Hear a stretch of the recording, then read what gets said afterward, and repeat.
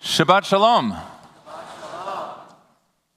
Amid the headlines, hagiography, and high-stakes drama surrounding Pope Francis's final days, the papal conclave's secret maneuverings, and the historic election of the American-born Pope Leo XIV, there was one quiet scene that, unless your vocation is organized religion, you may have missed. The exchange happened on April 20th at 11:30 a.m. in the papal residence, an encounter between Pope Francis and Vice President J.D. Vance. It was Easter Sunday, the holiest day of the Catholic faith, and a day that would turn out to be Pope Francis's final full day on this earth. By all accounts, the visit was brief. I have no idea what, if any, words were exchanged.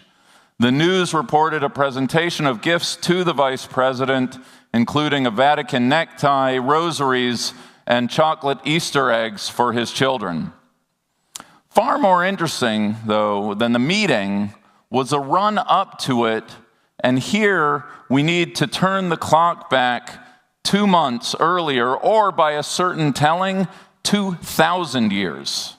It all began on January 29th during a Fox News interview when the Catholic vice president made a foray into moral philosophy by weighing in on the Christian understanding of love. In his words, quote, "There is a Christian concept that you love your family, and then you love your neighbor, and then you love your community, and then you love your fellow citizens, and then after that prioritize the rest of the world."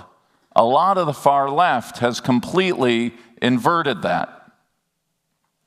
Aside from the spectacle of witnessing an elected official draw on Christian doctrine to justify administration policy, the internet went abuzz over whether the vice president was accurately representing Catholic belief.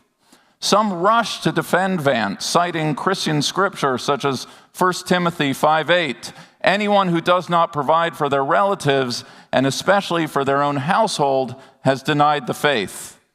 Others, citing Acts 1:8, pointed to a more universal call to bear Christian witness in Jerusalem, in all of Judea and Samaria, to the ends of the earth. In response to the controversy, Vance doubled down, posting on X, "Just Google Ordo Amoris. The idea that there isn't a hierarchy of obligations violates basic common sense," going on to note in his post that moral duties to one's own children come before one's duties to a stranger. Vance was referring to a concept that dates back to the 4th century thinker Augustine, who first gave voice to the principle of Ordo Amoris, roughly translated from the Latin as the right order of love.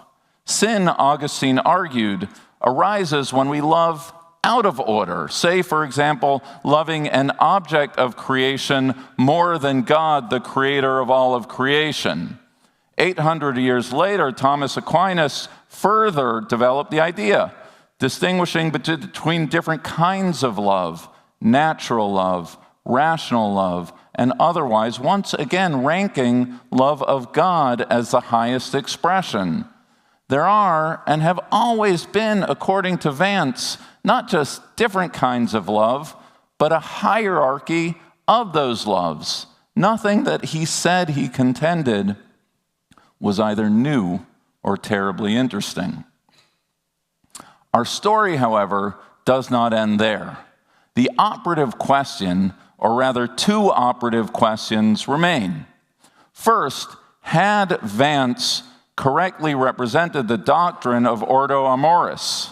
And second, could the concept serve to justify the administration's policies on immigration, on deportees, on just about anything that calls on us to prioritize the well-being of one member of humanity over another?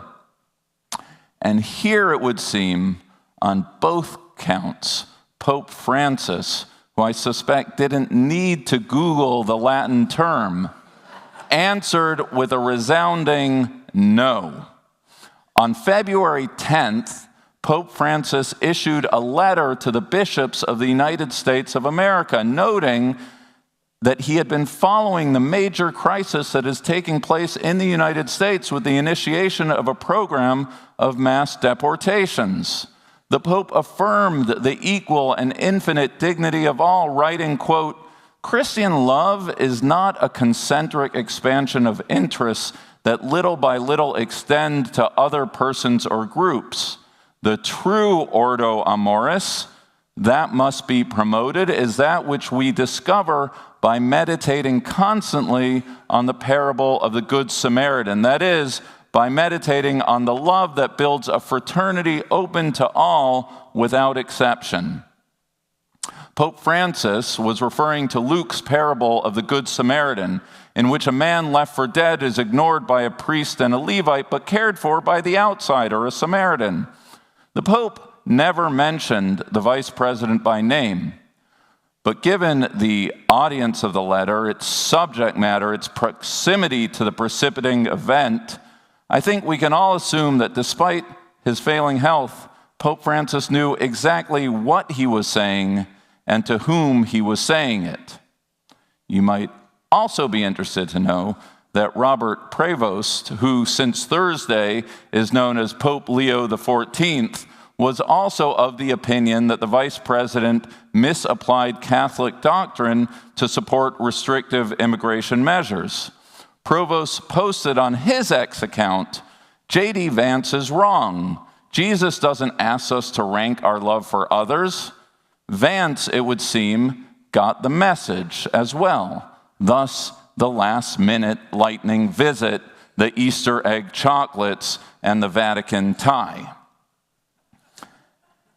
Interesting as this all is, at least to me, I imagine some of you may be wondering around now why your rabbi is doing a deep dive into Catholic moral theology, and what, if anything, any of this has to do with the Torah reading or the concerns and condition of the Jewish people. It's a fair question, both of which can be answered by directing your attention to what is probably the most famous verse in the Torah of all, a verse found in this week's Torah reading. Lo tikom velo titor et bnei amecha ve'ahavta l'recha kamocha ani Adonai.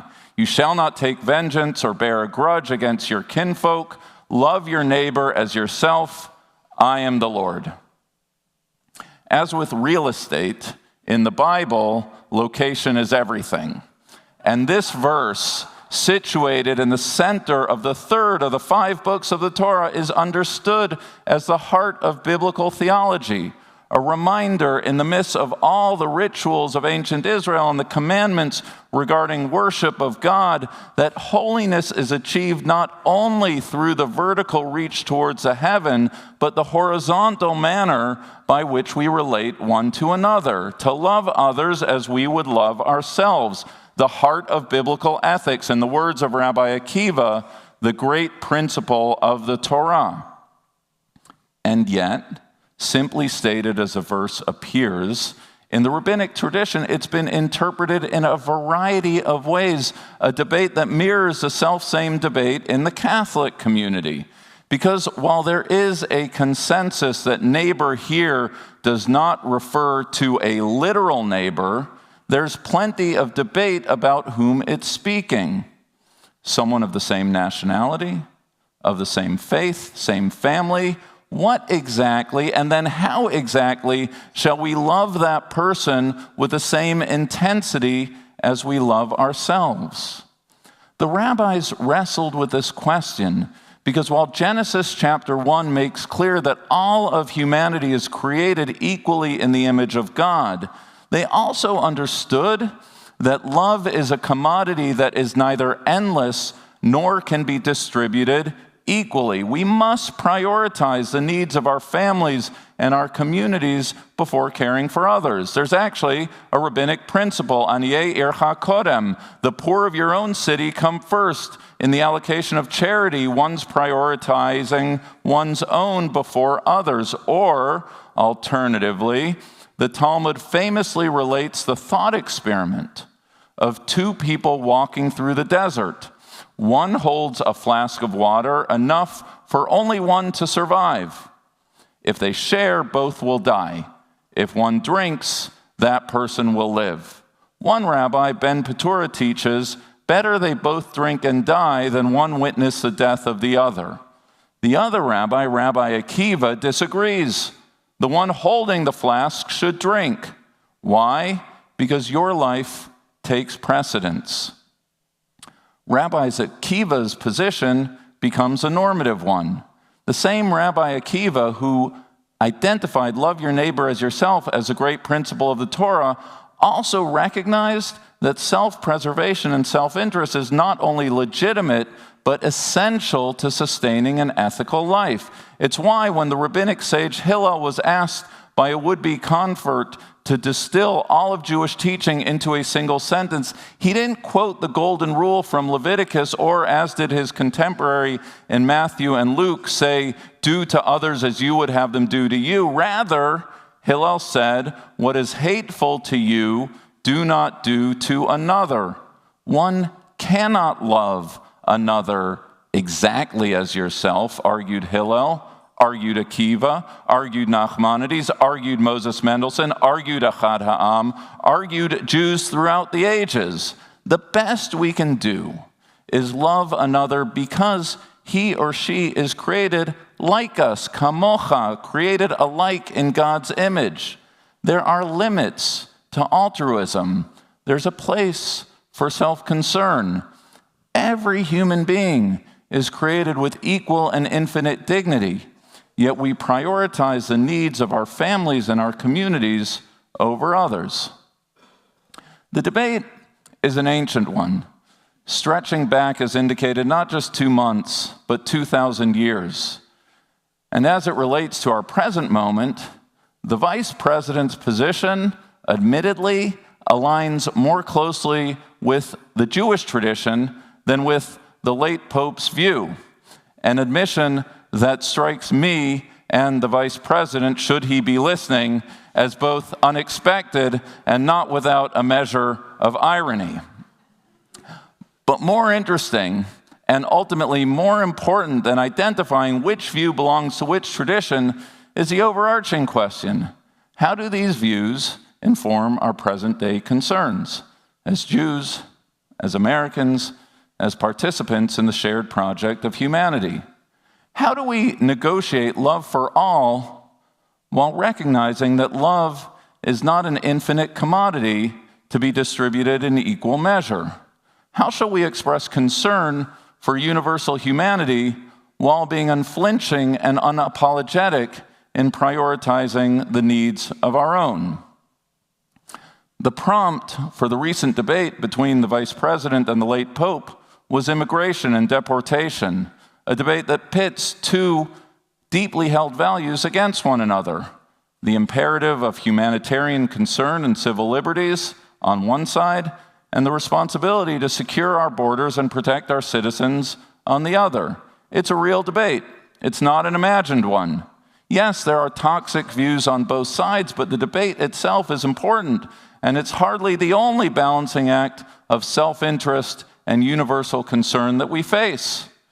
As Jews, we ask, how shall we stand shoulder to shoulder with our Israeli brothers and sisters in their right to self-defense, in their war against Hamas, in their struggle to bring the hostages home, and still express empathy and offer relief to innocent Palestinians?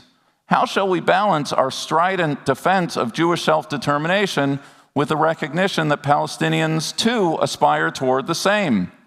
How do we take rightful pride in our Zionist story and recognize there's another story that may stand at odds with ours? How shall we, as a diaspora community, commit our full support and resources to fighting the pernicious scourge of anti-Semitism and anti-Zionism, as we saw yet again this week at Columbia University, and at the same time remain vigilant in defense of the value of free speech, wary of the dangers, explicit and implicit, of the administration's overreach on college campuses. The list goes on, whether it's climate policy and economic growth, public health and individual freedom, inclusivity and the excesses of DEI.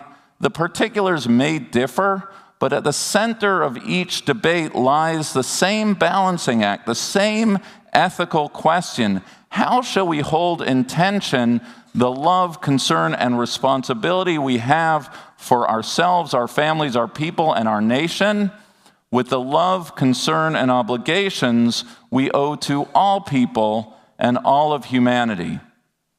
The debate ultimately is not about the vice president and the Pope. It's not even about Judaism and Christianity. It's about how each of us and all of us and how we respond to the moral challenges of our day. I have no idea what was said between Pope Francis and Vice President Vance that Easter Sunday. Given the Pope's failing health and the brevity of their meeting, I imagine little, if anything, was spoken out loud. But if I could script their exchange, or at least imagine what was held silently in their hearts, it would be this: an acknowledgement that despite their differences in age, ideology, and authority, they recognized one another's humanity, and perhaps also the humbling truth that no one person, no one nation, no one faith holds a monopoly on truth. Perhaps one or both of them considered the wisdom of Jesus' contemporary, the aforementioned Rabbi Hillel, who taught, Im ein ani li, mi li, ukasha'ani la'atzmi ma'ani. If I am not for myself, then who will be for me? But if I'm only for myself, then what am I? The two clauses representing not two opposing opinions, but two interdependent halves of a single moral truth, not in choosing one side or the other, but in that breath we take between the two. It's in that space, in the pause between self-interest and universal compassion, where ethics live, where humanity flourishes, where godliness is most profoundly revealed, and where lies the sacred work ahead. Shabbat Shalom. Thank you for joining the Park Avenue Synagogue family. I hope you enjoyed the sermon. Please consider supporting our online community by scanning the QR code or by going to supportpas.org or by making a donation. Shalom and see you in Shul.